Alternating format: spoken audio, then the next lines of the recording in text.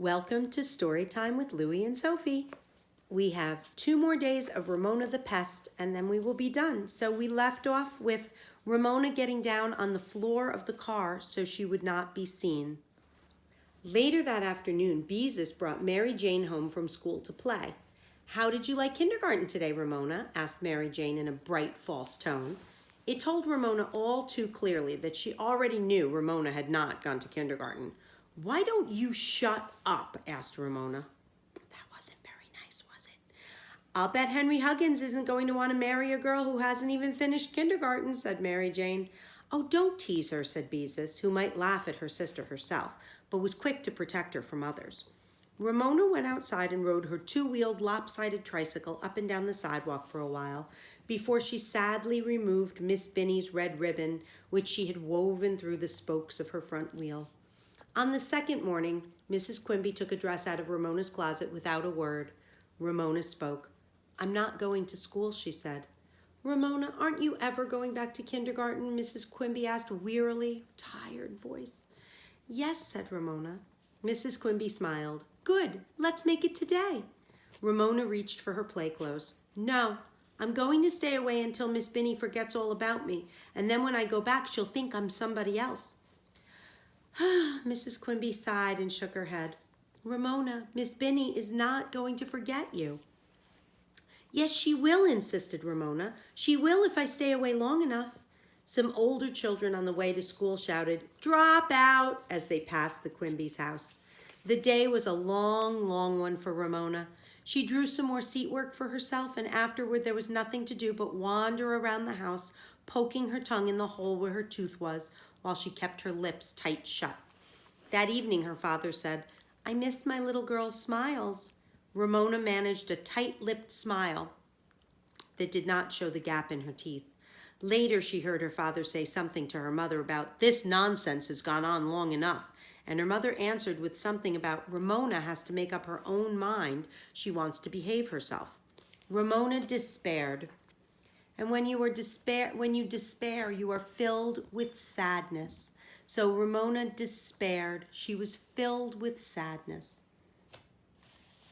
Nobody understood. She wanted to behave herself, except when banging her heels on her bedroom wall. She had always wanted to behave herself. Why couldn't people understand how she felt?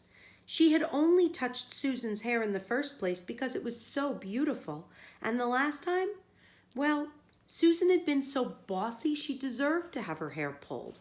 Ramona soon discovered that other children in the neighborhood were fascinated by her predicament. A predicament is a bad situation. So what was the predicament Ramona was in? She wasn't going to school and she didn't quite know how to bring herself back there. So that was her bad predicament. And the other children in the neighborhood were fascinated. They were all interested in what was going on with her. "How come you get to stay out of school?" they asked. "Miss Binny doesn't want me," Ramona answered. "Did you have fun in kindergarten today?" Mary Jane asked each day, pretending she didn't know Ramona had stayed home. Ramona, who was not fooled for an instant, did not answer. Henry Huggins was the one who, quite unintentionally, really frightened Ramona. One afternoon, while she was pedaling her lopsided 2-wheeled tricycle up and down in the front of her house, Henry came riding down the street delivering the newspaper. He paused with one foot on the curb in front of the Quimby's house where he rolled a paper. "Hi," said Henry. "That's quite a trike you're riding." "It's not a trike," said Ramona with dignity. "It's my 2-wheeler." Henry grinned and threw a paper onto the Quimby's front steps. "How come the truant officer doesn't make you go to school?" he asked. "What's a truant officer?" asked Ramona. "A man who gets after kids who don't go to school," was Henry's careless answer as he pedaled down the street. A truant officer, Ramona decided, must be something like the dog catcher who sometimes came to Glenwood School when there was a dog on the playground. He tried to lasso the dog, and once when he did manage to catch an old, overweight basset hound, he shut the dog in the back of his truck and drove away with it. Ramona did not want anyone to catch her and drive away with her, so she put her lopsided 2-wheeled tricycle into the garage and went into the house and stayed there, looking out from behind the curtains at the other children and poking her tongue into the space where her tooth used to be. Ramona, why do you keep making such faces? Asked Mrs. Quimby in that tired voice she had been using the last day or so. Ramona took her tongue out of the space. I'm not making faces, she said.